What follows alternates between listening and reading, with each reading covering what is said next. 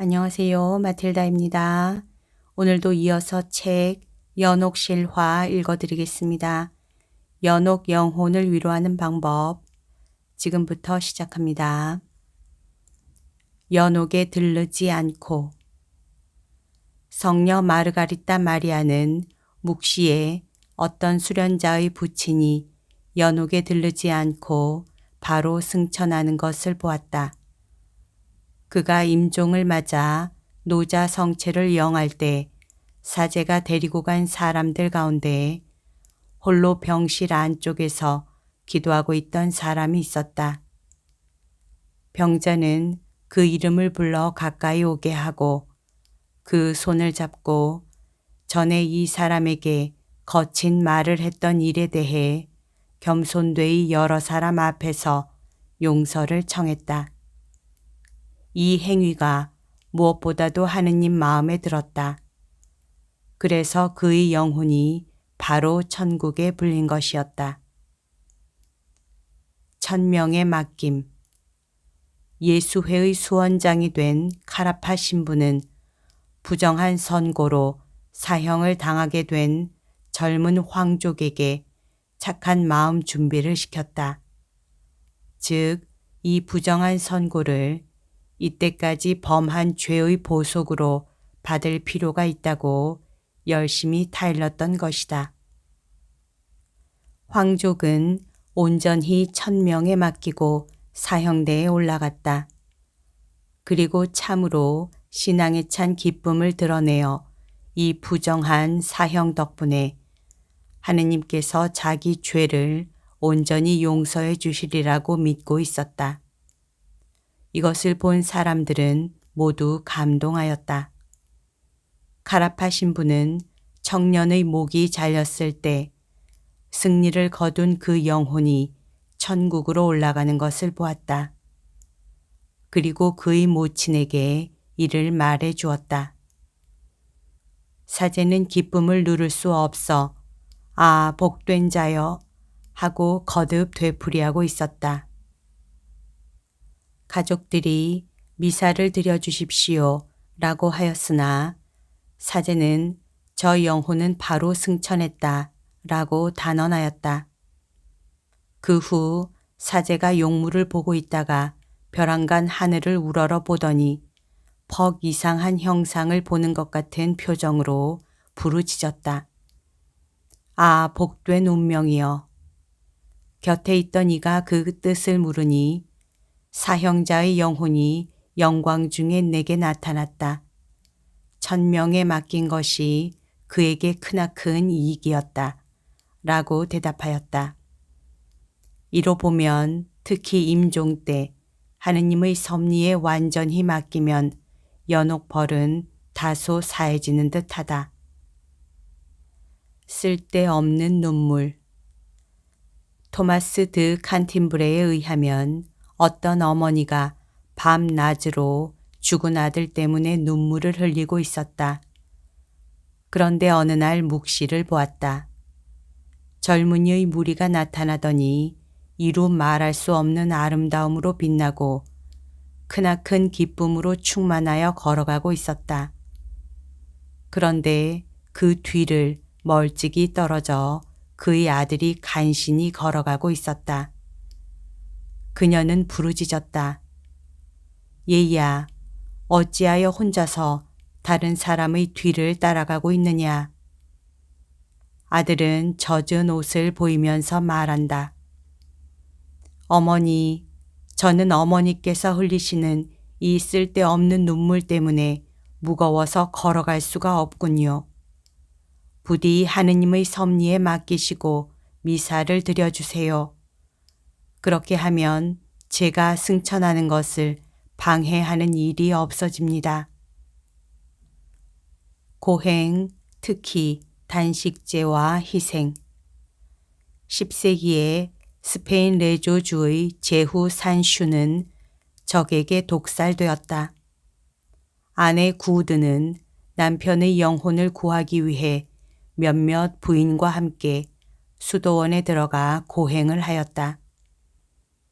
성목에 봉헌되어 있는 토요일에는 여느 때보다 한층 더 열심으로 기도하고 있었다. 어느 토요일 성모상 앞에서 무릎을 꿇고 열심히 기도하고 있는데 남편이 검은 옷을 입고 불에 단 쇠사슬에 묶여서 아내에게 나타났다. 그리고 그녀에게 감사하며 될 수 있는 대로 더 많이 선업을 해달라고 부탁하며 또 말하기를 만일 내가 받고 있는 고통의 정도를 당신에게 알려줄 수 있다면 당신은 나를 구하기 위해서 더욱 분발할 것이요. 하느님의 자비로 나를 구해 주오. 이 불 속에서 나는 몹시 고통을 받고 있소 하였다. 이 말을 들은 아내는 전보다 한층 선업을 더하고 단식제를 엄히 지켰다.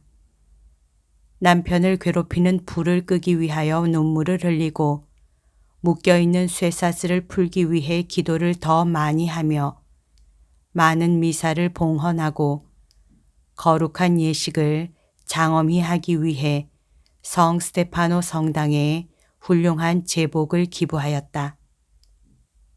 40일이 지난 후 역시 토요일에 남편은 다시 아내에게 나타났다. 그러나 그때는 영광에 빛나며 훌륭한 흰 망토를 걸치고 있었다. 부인이 성당에 기부한 그 제복은 남편의 구령과 개선의 기념으로 하느님의 뜻에 따라 쓰이고 있었다. 남편은 기쁜 표정으로 말했다. 당신 덕택으로 나는 구원되었소. 당신은 영원히 축복을 받으시오. 후세 고통보다 영원한 행복을 묵상하시오. 한결같이 고업에 힘쓰시오. 천국에서 당신을 기다리고 있겠소. 아내는 남편을 포옹하려고 두 손을 내밀었으나 만질 수가 없었고 다만 남편이 걸치고 있던 제복만이 잡혔다. 그래서 그것을 다시 성 스테파노 성당에 바쳤다. 실제로 소중히 간직해 두었음에도 불구하고 위의 제복은 없어졌다. 사람들은 이 이상한 사실을 보고 모두 감격하였다. 목마름을 희생으로. 이탈리아 베르첼리 시 도미니코 회의 수원장 성녀 에밀리아는 연옥 영혼을 위로하기 위하여 수녀들에게 작은 희생을 시키는 습관이 있었다. 특별히 허락이 없으면 식사 중에 음료를 마실 수 없다는 한 규칙이 있었다. 어느 날 제칠리아 아우가르타 수녀는 심하게 갈증이 나 원장에게 마실 수 있도록 관면을 청했다. 그러나 성녀는 영감을 받아 예수 그리스도를 사랑하는 기념으로 이를 참고 연옥 영혼을 위하여 이 음료를 수호천사께 맡겨 놓도록 하라고 권했다. 수녀는 몹시 목이 말라 적잖은 희생이라고 생각했으나 원장의 명령에 따라 기꺼이 이를 예수께 바쳤다. 얼마 후에 이 수녀는 죽었다. 그리고 사흘째에 빛에 쌓여 성녀 에밀리아에게 나타나 그녀에게 감사하며 말했다. 저는 부모에게 애착했기 때문에 오랫동안 연옥에서 고통을 받아야 했지만 목마를 때 순명하여 마시지 않았기 때문에 빨리 구원되었습니다. 사흘째에 수호천사가 하느님께 바쳤던 음료를 연옥으로 가지고 왔습니다. 그리고 그것을 불 속에 부었습니다. 그리하여 곧 불은 꺼지고 영복을 얻기 위해 데리고 나와준 것입니다. 기도에 염증난 수녀. 같은 수녀원의 한 수녀 마리아 이사벨라는 기도가 하기 싫어져 다른 수녀보다 일찍 성당을 나오곤 하였다. 원장이 까닭을 묻자 그녀는 정직하게 대답하였다. 그러자 원장이 말했다. 지금 그대는 이 생활에서도 성가 부르기가 싫다면 연옥 고통 속에서는 어떠하겠소? 이 무서운 시련을 면하기 위해서 이제부터 그대는 맨 마지막으로 성당을 나가시오. 수녀는 이에 따랐다. 그 때문에 오래 기도하고 맨 끝에 성당을 나가는 것이 대단히 마음의 위로가 되었다. 그리고 그 때문에 연옥에 머문 시간이 줄었다. 이는 또 성녀 에밀리아의 기도 은혜였다고 생각된다. 성녀의 전기를 쓴 사람에 의하면 그의 부친의 3일 연옥 고통이 에밀리아의 기도 은혜로 3시간으로 줄었다는 것이다. 연옥 벌을 아주 면하거나 혹은 누그러뜨리는 방법은 이 밖에도 더 많이 있지만 지금까지 말한 것으로 그치고 이 문제를 끝마치겠다. 이상으로 본다면 사소한 희생으로 쉽게 그들을 위로해 줄 수 있다.